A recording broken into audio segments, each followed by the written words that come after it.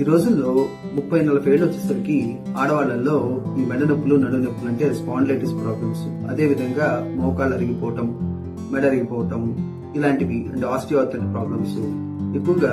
ఈ ప్రాబ్లమ్స్ ఎందుకు వస్తాయంటే ఆడవాళ్ళు ముఖ్యంగా ముందుకు వంగటం, అదిగా పనులు చేయటం, మానసిక ఒత్తిడి, హార్మోన్ ఇంబ్యాలెన్స్, థైరాయిడ్ ప్రాబ్లమ్స్ ఇవన్నీ ఉంటాయి. దీనివల్ల శరీరంలో ఈ ఎముకల్లో ఉన్న సాంద్రత తగ్గిపోయి కాల్షియం డిపాజిషన్ సరిగ్గా జరగదు. వీళ్ళు ఆహారం కూడా న్యూట్రిషన్ ఆహారం సరిగ్గా తీసుకోకపోవడం వల్ల ఈ మధ్య వయసు ఆడవాళ్ళలో ముఖ్యంగా ఈ సమస్యలు ఉంటాయి. వీటిని పెరగకుండా చూడటానికి, వచ్చిన సమస్యను చాలా వరకు పరిష్కరించుకోవడానికి ఆయుర్వేదంలో మంచి చికిత్సలు ఉన్నాయి.